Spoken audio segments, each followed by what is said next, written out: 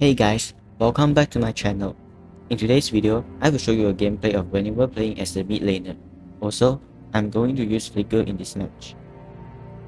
Guinevere can work extremely well if you have another teammate who also has the skills to knock out the enemies. This is why I'm recommending S5 play a tank which has knockup effects such as Edith or Fra. This is because if you also have another teammate who gives knockup effects to the enemies, you can still chain CC the enemies even if your skill 2 is on cooldown or if your skill 2 has missed. In this case, the S5 is really cooperative and pick Edith. Edith can work extremely well with Guinevere considering she has 2 skills with knockup effects when she's in the tank form. These are my builds and my emblem setups. For the lifesteal item, I'm only using Shadow Twin Blades. But at the same time, I have 2 other defensive items, which are Oracle and Brute Force Breastplate. These 2 along with my passive can already help me sustain long enough in a fight. Especially when I'm playing as a mid-laner, I don't think I have to go for the usual maximum lifesteal build, because I'm not laning against another sustained fighter in the experienced lane. Instead, I'm roaming around along with the tank to pick off the enemies from different lanes. Welcome to Mobile Legends! 5 seconds till the enemy reaches the battlefield. As the mid laner, I recommend you to help hitting the jungler's buff a few times before going to your lanes. However, do pay attention to the creep's HP as well. When it is low enough, stay away from the buff so you don't steal any gold and experience from your jungler.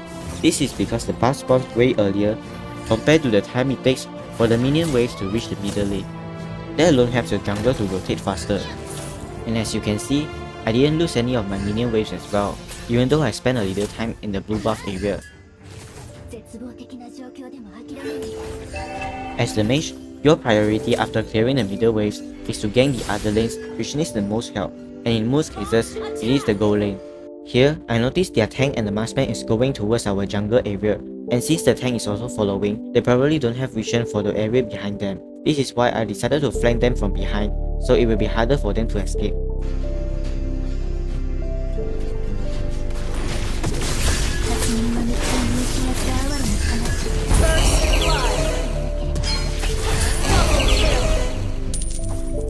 Always try to cut their escape path, so your team will have a higher chance of securing the kills. Also, from the gank earlier, our marksman has gained a lot of advantage because now she can farm freely without worrying about Franco and carry.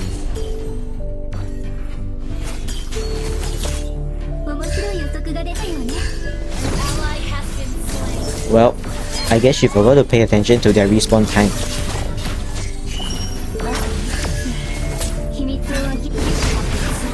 Oof, I played so badly here. I underestimated her damage and thought I could heal from my passive because my rage bar was almost full. Rookie mistake. Once again, like what I did earlier, after clearing the middle waves, time to gank carry again.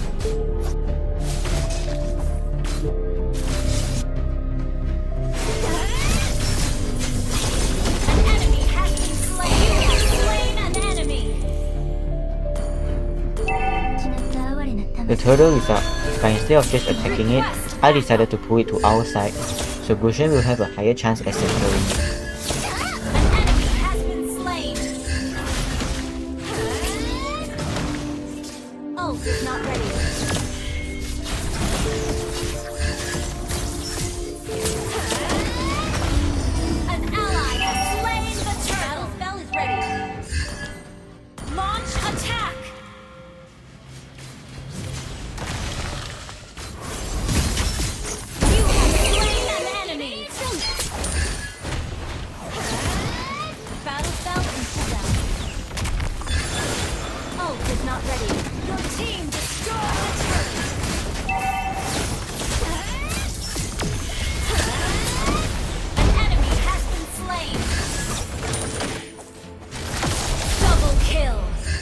In the earlier fight, although Aldous is after my nuts, I'm constantly paying attention to Franco's action.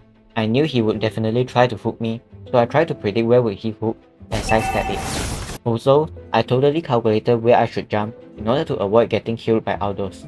I knew Edith is gonna chain CC Franco to try to stop him from hooking me, so by jumping to her, she will definitely be able to knock out Aldous as well.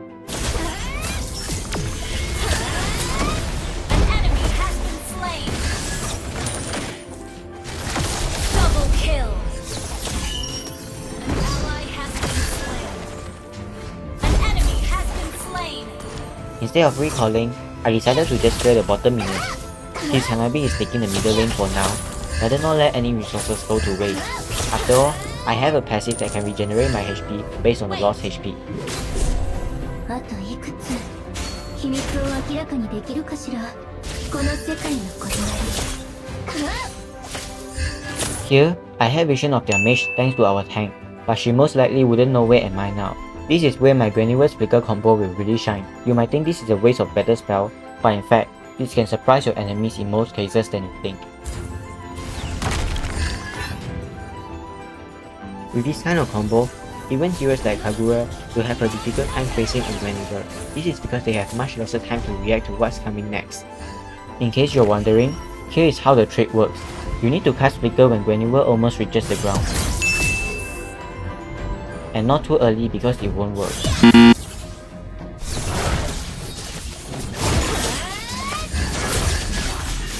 When playing ambush fighters like Guinevere or Bada, like most mages in the game, you want to take the maximum advantage of bushes and surprise them with your full combo.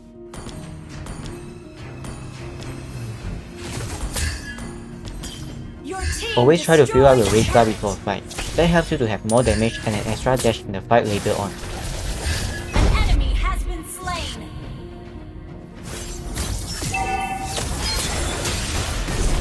An enemy has been slain. Ally has been slain. Guinevere actually has enough damage items already with the first 3 items in my build, though you might want to get some magic penetration or additional damage items such as Glowing Wand, Genius Wand, or Divine Glaive. But I personally will just go for more defense at this stage, unless the enemy species get magic defense items. An enemy has been slain. Shut down. Well played. Ally has been slain. Shut down. Double kill. It was only now I realized that Masha went for an extremely outdated build. That was why she was easily killed by Edith. But regardless, our ESP laner isn't a sturdy fighter as well, so it doesn't really matter in the laning phase. But when it comes to the team fight, Argus can surely perform way better than her. It's really important to keep your build up to date. Some builds just won't work anymore when the developers change the hero. Out of curiosity, I type in the chat and become less focused in the game.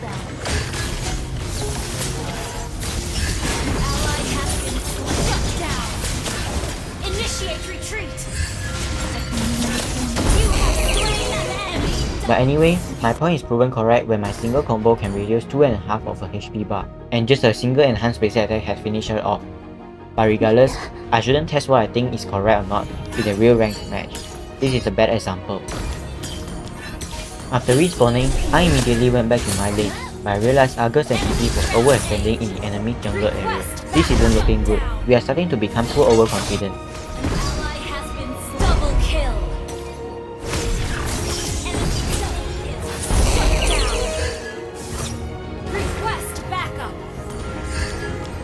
Oh, by the way, if you are wondering why I chose these 2 defense items, check out one of my recent shots.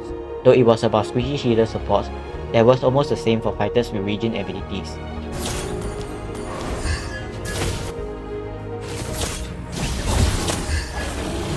Ally has slain Lord. Launch attack. Initiate retreat.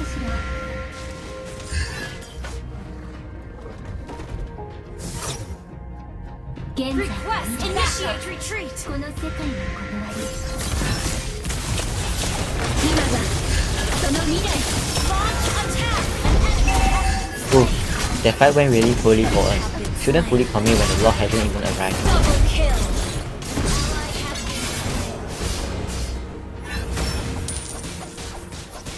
Doesn't matter if he's a tank. His Sprangler is way too out of position. I can just full combo him so my teammates can kill him. With him out of the equation, it will be much easier for us to end the game. Also, you can notice I'm saving my second skill and delaying my ult cast. If things go south, I can still survive and possibly turn this around. An enemy has been slain. Launch attack. Our turret is under attack. Our turret has been destroyed.